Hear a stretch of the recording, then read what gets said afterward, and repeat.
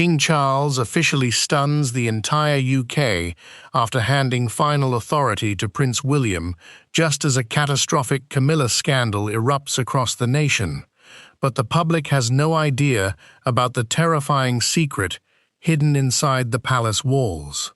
King Charles, once a hopeful monarch, now stands isolated and broken by betrayal, while Prince William, the burdened heir, faces the heaviest choice of his life to save a dying crown from Queen Camilla's hidden web.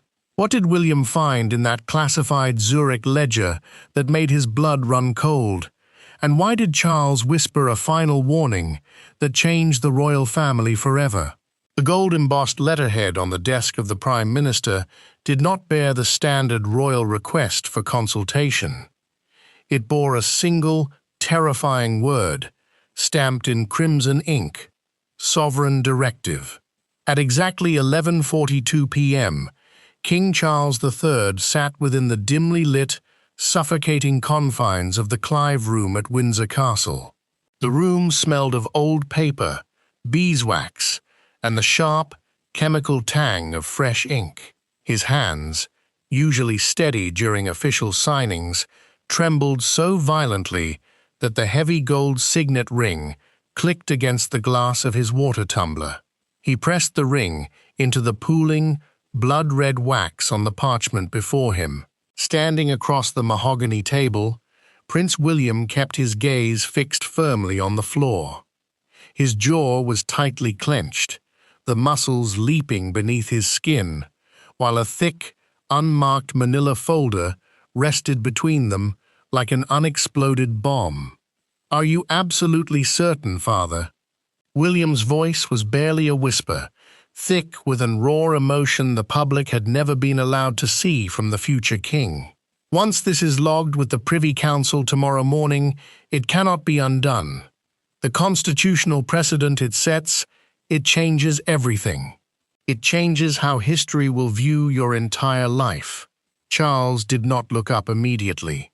He blew gently on the wax to cool it, his face pale, sunken, and looking 10 years older than he had just 48 hours prior. The shadows cast by the single desk lamp carved deep hollows into his cheeks. "The monarchy is an institution built on a singular foundation: William Trust," Charles said, his voice raspy, yet carrying a chilling, absolute finality. "When that trust is completely hollowed out from the inside by the person closest to you, survival requires the ultimate sacrifice. I am handing final authority of the Crown's estates, decisions, and immediate royal decrees to you, effective at sunrise. I am stepping into the shadows so you can wield the blade." "And Camilla?" William asked, his eyes finally darting to the closed folder. His hands flexed into tight fists. "What happens when she realizes the locks have been changed?" Charles finally looked up. His eyes were glassy, brimming with a devastating mixture of heartbreak and betrayal. But beneath the tears, they were cold as ice. "Camilla is no longer your stepmother, and she is no longer my concern. She is now a matter for the state. You must treat her as the threat she is." The silence that followed was heavy, broken only by the ticking of the grandfather clock in the corner. William reached out, his hand hovering over the manila folder. He felt a sudden, sharp pang of pity for the broken man sitting before him. This was the man who had waited his entire life to wear the crown, only to have it effectively stripped away, not by death, but by a catastrophic betrayal from the woman he loved. "There is no turning back," William whispered, lifting the folder. "I know," Charles replied, his voice cracking as he stared at his own signature. "Now go, before I find a reason to be weak." As the sovereign ruler over billions in crown assets, royal land grants, and centuries-old duchies, Charles possessed a wealth that transcended mere numbers.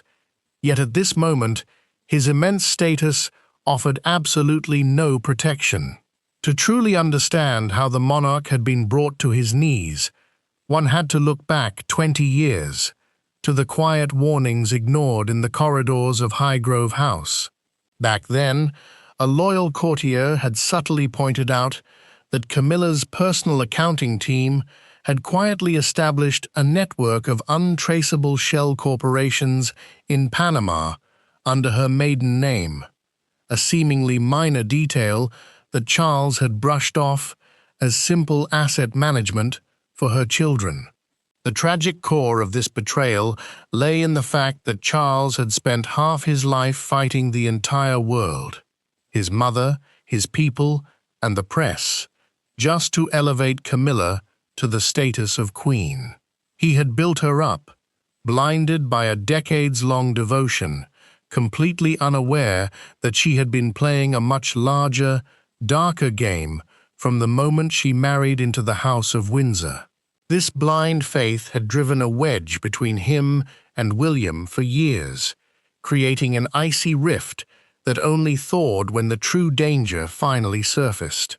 William, now the custodian of a multi-billion-pound empire and backed by his own fiercely loyal faction within the military elite, had spent months tracking the quiet movement of royal funds.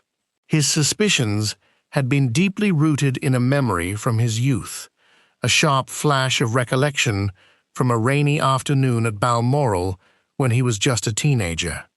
He had accidentally overheard Camilla arguing in hushed, aggressive tones with a foreign banking executive in the library, a conversation where she boldly claimed that the crown was merely a business waiting to be properly liquidated.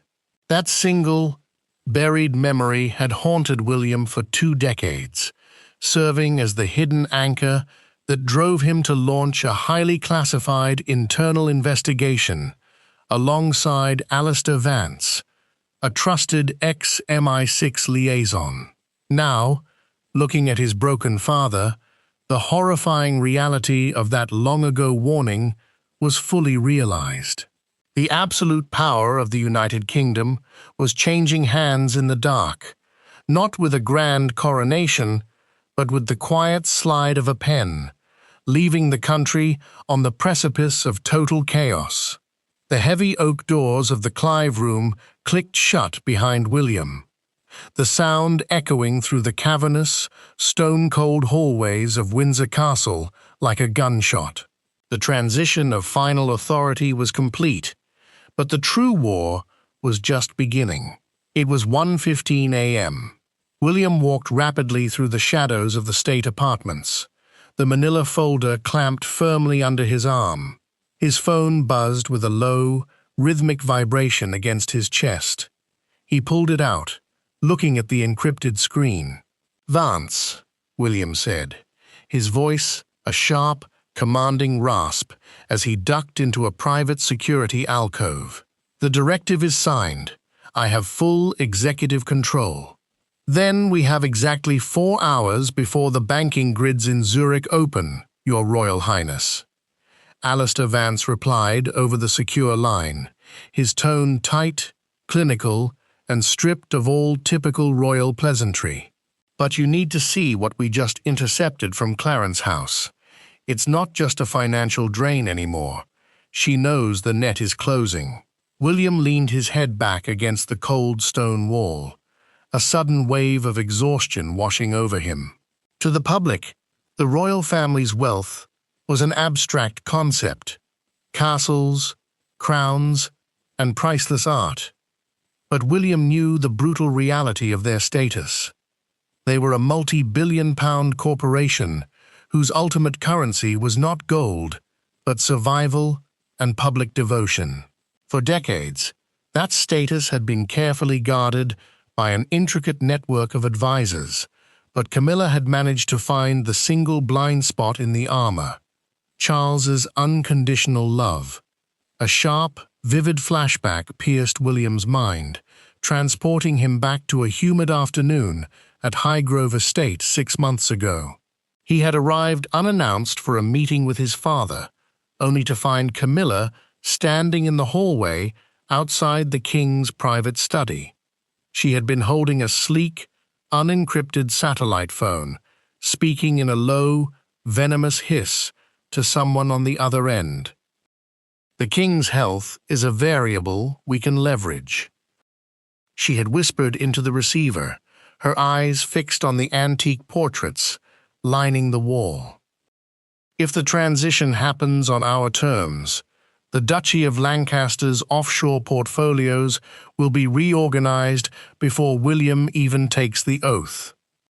When she turned and noticed William standing there, her expression had instantly transformed into one of maternal warmth, smooth and flawless as fine porcelain. "Oh, William, darling, I was just organizing a private charity trust for the children," she had said with a soft, dismissive laugh. William had feigned ignorance that afternoon, but that minor interaction had been the catalyst. It was a medium reveal, a sudden, chilling glimpse of a betrayal that went far deeper than anyone suspected. Using the logic-fixed decision tree, William realized this wasn't just greed. It was a coordinated coup from within the sovereign's inner circle. He had immediately tasked Vance with deep surveillance. "What did she do, Alistair?" William demanded, snapping back to the cold reality of the Windsor alcove. "Tell me." "She didn't just move money into the Zurich accounts tonight, sir," Vance said, a noticeable tremor in his voice. "She just initiated a security bypass protocol using the King's digital signature. She is attempting to transfer the physical ownership deeds of several Crown-held real estate assets in central London to a shell company controlled by her brother's estate. If those transfers go through at dawn, the monarchy doesn't just look corrupt, we become financially crippled and legally liable for treasonous fraud." William's grip tightened on the manila folder until his knuckles turned white. The high-stakes chess game had reached its absolute tipping point, the roller coaster of emotions. From the deep sorrow of watching his father break to the roaring, protective anger of a son protecting his mother's legacy and his nation's future, surged through his veins. "Block the transfers," William ordered coldly. "Deploy the specialized protection unit to Clarence House. Shut down her communications, and do not let her leave her quarters. If she so much as breathes towards a phone, I want her isolated." "And if she fights back with the leverage she holds against the king?" Vance asked. William straightened his posture, his eyes hardening with the absolute power that had just been granted to him. "Let her try. I am the final authority now." The clock on the dashboard of the armored state vehicle read 3:45 a.m. as it tore through the deserted, rain-slicked streets of London toward Clarence House. Prince William sat in the back, his face illuminated only by the faint, blue glow of his encrypted tablet. The high-energy adrenaline of the past few hours had flattened into a heavy, suffocating silence. He was entering the eye of the storm. To understand the sheer magnitude of the devastation awaiting him, one had to look back 25 years to the deep, aching scars of the late 1990s. As a boy, William had watched his mother, Princess Diana, cast out of this very institution, systematically stripped of her Royal Highness status and left vulnerable to the world. It was a core foundation, the emotional spine of William's entire life.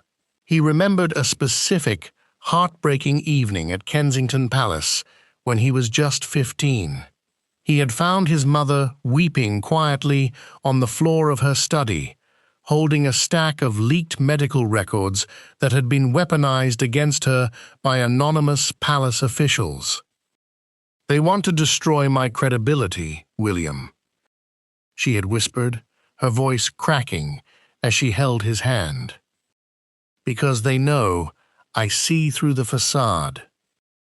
William had promised himself that night that he would never let the crown be used as a weapon of malice again. Yet here he was, decades later, realizing that the very woman who had replaced his mother had used the king's blind devotion to orchestrate a systematic corporate raiding of the royal estate. It was a masterful, slow-burning betrayal. Camilla had not just wanted acceptance, she had wanted absolute financial insulation against the family that had once rejected her. The armored convoy bypassed the main gates of Clarence House, slipping into the rear courtyard under total radio silence. William stepped out of the vehicle, his tailored overcoat cutting through the damp night air. His tactical protection detail moved with silent precision, instantly replacing the standard royal guards at every exit. William walked up the grand staircase, his boots thudding against the plush crimson carpets. He pushed open the double doors of the morning room without knocking. Camilla sat by the fireplace, wrapped in a silk dressing gown, a crystal glass of scotch resting on the side table. She didn't look surprised. Instead, she slowly turned her head, a cold, mocking smile playing on her lips. "You're out past your bedtime, William. Does your father know you're playing soldier in my house?" "Father signed the sovereign directive 4 hours ago," William said, his voice dropping into a register of terrifying calm. He tossed the manila folder onto the table between them. "Your access to the duchy accounts is terminated. The Swiss banking grids have been locked, and your brother's shell company in London is currently being raided by the City of London police."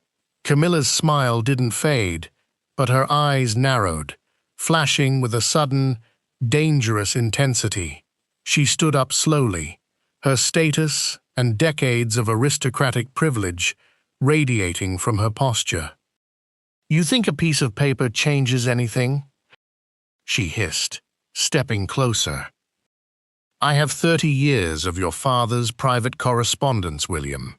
Diaries, financial arrangements, the true story behind the divorce, and every single backroom deal this family made to keep themselves afloat while the public starved.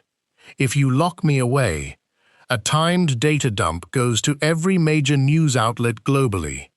I will drag this entire house down to hell with me." The room grew instantly freezing.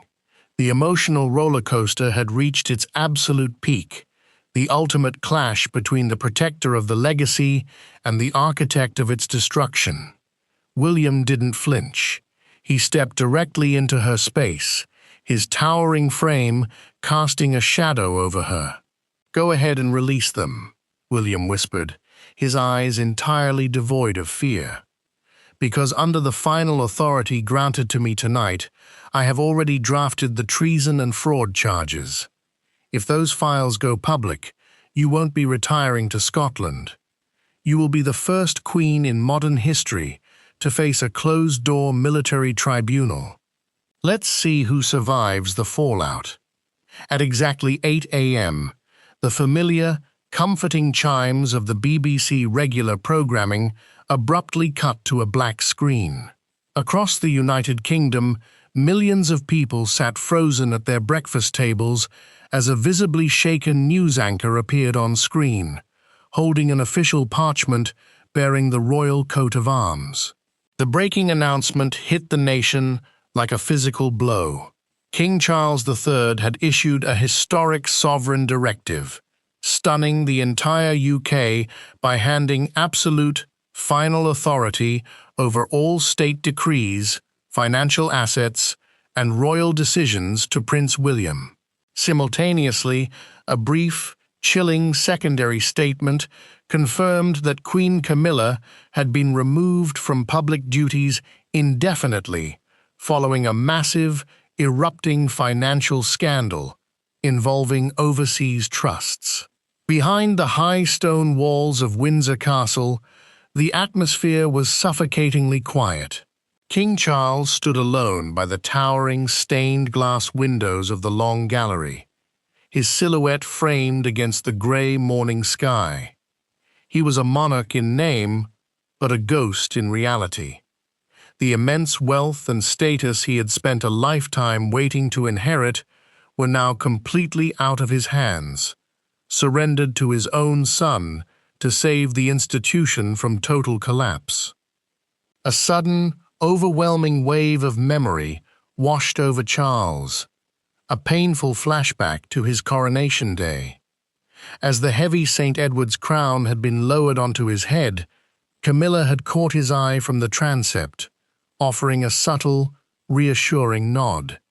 He had truly believed, in that golden moment, that they had triumphed over decades of public hatred and family exile together. He had believed her love was his ultimate shield. To discover now that she had spent that very same year quietly building a multi-billion-pound shell corporation, weaponizing his own digital signature to cannibalize the crown's sovereign assets, was a heartbreak that cut deeper than any physical blade.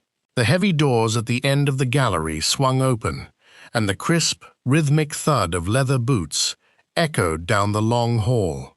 Prince William walked toward his father, his posture rigid and his expression unreadable. He carried no folders today, only the quiet, terrifying aura of a man who had just seized absolute control of a kingdom. The Swiss accounts have been completely liquidated and folded back into the sovereign treasury, William said, his voice flat and entirely devoid of warmth as he stopped a few paces behind the king. Camilla's associates have been stripped of their diplomatic immunities. By noon, the public narrative will be completely locked down. Charles didn't turn around. His shoulders sagged beneath his tailored suit. And her threats? The journals? The correspondence? Alistair Vance's team recovered the physical servers from the London property an hour ago, William replied coldly. There will be no leaks, father. The leverage she held over you is gone. Charles finally turned, his glassy eyes scanning his son's face, searching for a single trace of the boy he had raised. But he found only a sovereign. You handled this with a ruthlessness I never knew you possessed, William. Your mother would have been proud of your strength, but terrified of your coldness. Mother died because she was vulnerable to the monsters inside this palace, William said softly, a dark, dangerous finality gleaming in his eyes. I learned from her choices. I will never let this family be weak again. William turned on his heel and walked toward the exit, his newly granted final authority cementing a new, unpredictable era for the British monarchy. The gates of the kingdom were locked, the scandal was contained, and the throne was safe, but the cost had been the absolute destruction of a father's heart.